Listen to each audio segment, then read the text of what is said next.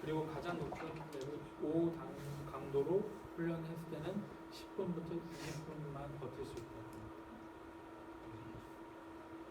레벨 1에서는 이제 2시간 정도 할 수 있는 레벨이고요.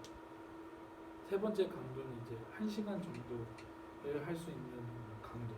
그리고 가장 높은 강도는 레벨 5로는 10분부터 20분밖에 못한다고 합니다. Okay, and the last three. 6. This is the speed you have when you run everything you got for like 1 minute. Okay, so we do not have a heart rate measure on that. 7 is speed training, and 8 is strength training. Sorry. 6. Yeah, 6 is like 1 minute sprint. 여기 6번째 강도는 심장 박동수를 무관하고 1분 동안 자기가 할 수 있는 가장 빠른 200을 넘어도 되고 최고 심장 박동수를 넘어도 상관없을 정도로 1분 동안 가장 할 수 있는 빠른 그 스프린트 마지막 스퍼트라고 하죠. 그 강도가 사용될 때는 레벨 6. 그리고 7은 이제 높은 그 빠른 스피드를 계속 이용했을 때 나오는 강도. 그리고 8번째는 근력. Have any of you taken a VO2 max and a lactate threshold test? 여기 있는 분들 중에서 VO2 max 그 테스트나 And lactate threshold? 이 락테이트 트레시홀드라는 테스트가 있는데 어떤 거냐면 이 정도 언덕에서 한 7, 8km 정도 속도로 5분간 뛴 다음에 혈액 검사를 해서 혈액에서 나오는 거를 이렇게 수치를 가지고 하는 테스트인데 그런 테스트를 해보신 분 있나요? VO2 max는 Good. VO2 max는 Yeah, good. Okay, 네, so VO2 max. Okay, not the lactate. VO2는 저 상태에서 보이지 않게 디프티메 있을 때. He had also done the lactate. Oh, good. Can you explain to the other what you're doing? Yeah. About the lactate Yeah. ratio. 그 하셨을 때 그게 어떤 건지 다른 분들이 계속 설명하는 알고 있잖아.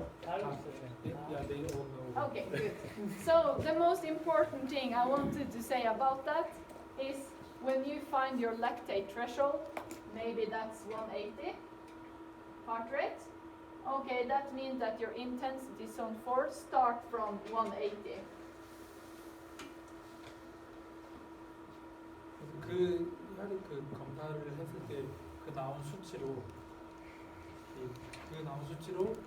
자기 최대 심장 박동수를 측정을 한 다음에 예를 들어 180이라고 하면은 180부터가 이제 그 스트레스홀드 포인트라고 합니다.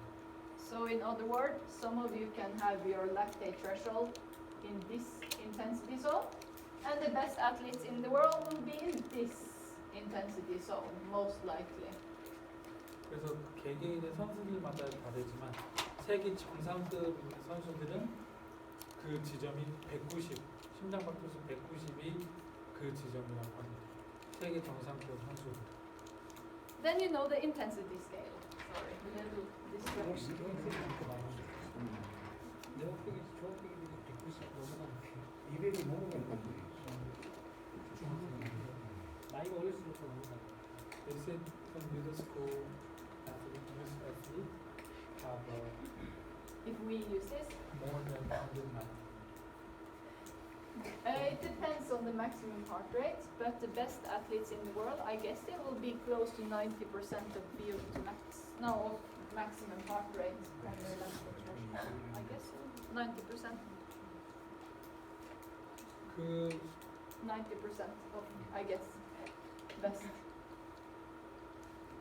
이해 잘 못하신 것 같은데 방금 말한 건 이제 그 최고 그러니까 정상급 선수들 평균으로 봤을 때 그 사람들의 최고 심장 박동수의 90%나 93% 정도가 그 락테이트 스레시홀드라고 합니다.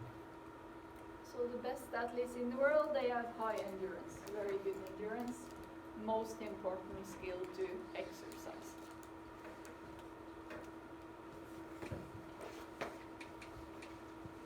Okay, so for the kids, youth, we introduced 3 intensity zones.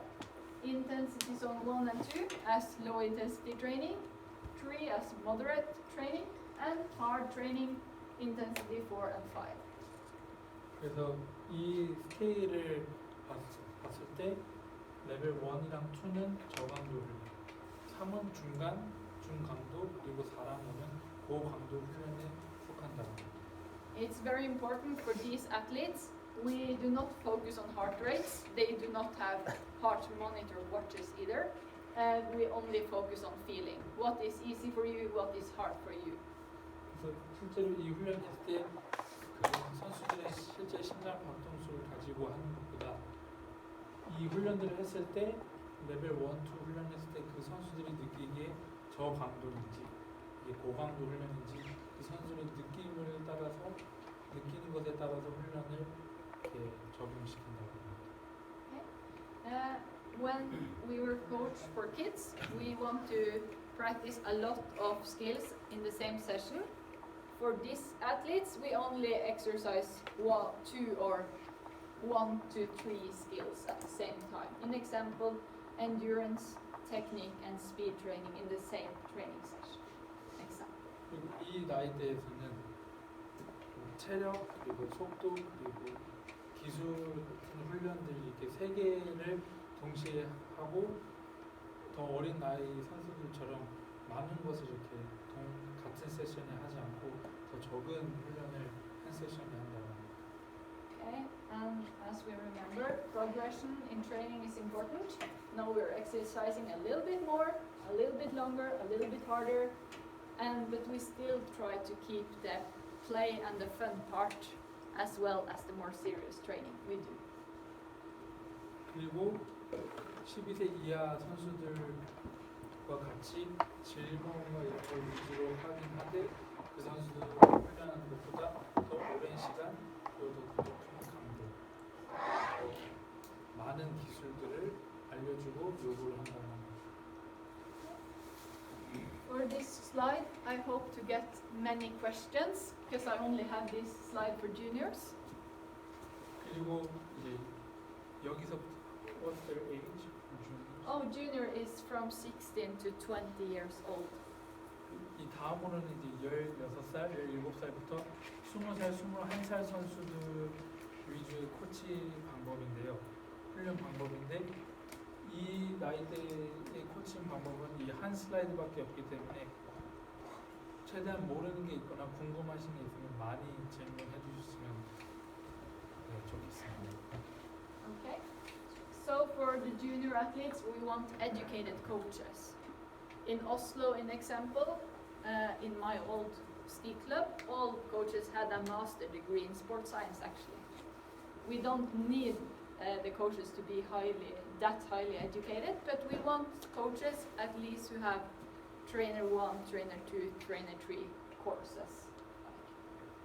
그래서 노르웨이 오슬로에 있었던 자기 예전 스키 클럽 같은 경우에는 이 나이대 코치들은 이 나이대 선수들의 코치들은 대부분은 석사 과정을 다 밟은 코치들이었는데 이 석사 과정은 꼭 필수적인 건 아니고 있으면 좋고 없으면은 뭐 없는 대로 하지만 있는 경우는 더 선수들에게 도움이 되고 자기 자신에게도 더 효과적으로 코칭을 할 수 있다고 합니다. Okay, so the key word for this age, now we start to specialize in training. Now some athletes actually do both soccer and cross-country skiing still when they're the age of 18.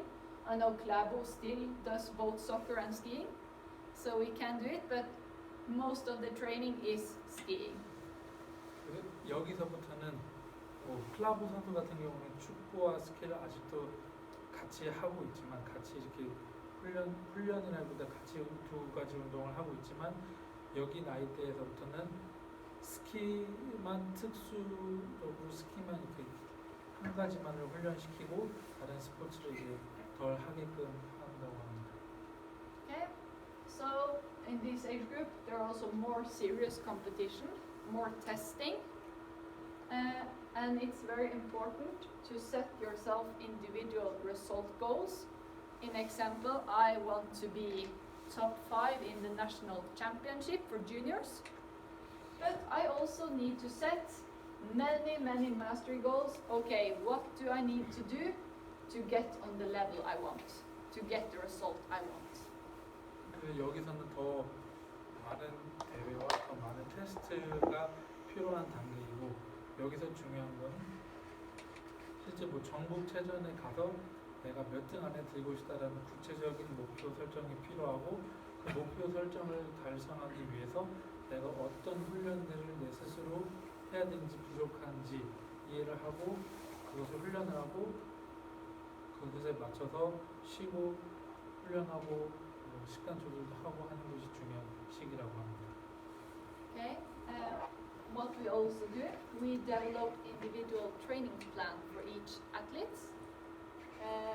together with the athletes, and I will talk about this capacity analysis test a little later. 이 단계에서는 그 코치가 그 선수 각 개개인의 선수들에 맞는 훈련을 짜고 또 같이 선수와 코치가 모여서 자기 그 개인만을 위한 훈련법을 짜고 훈련 프로그램을 짜는 것도 굉장히 중요하다고 합니다. 그리고 나중에 이따가 캐퍼시티 애널라이즈 테스트라는 것을 좀 더 구체적으로 설명을 드리겠다고 합니다. Because this is the tool we use when we develop a training plan. 왜냐면 이 캐퍼시티 애널라이즈 테스트가 자기 훈련 플랜, 훈련 프로그램을 계획하고 짜는데 가장 중요한 도구로 사용되기 때문이라고 합니다. We also want our athletes to write a training diary. This is very good to keep track on what have I been training this year, and especially good for evaluation of the year. Okay, I have had a good season, then I can go back, what did I do well in my training? And the same, I was sick many times. What did I do in the period before I got sick? 이 시기에서부터는 훈련 다이어리를 쓰게끔 하는 것도 굉장히 도움이 된다고 합니다.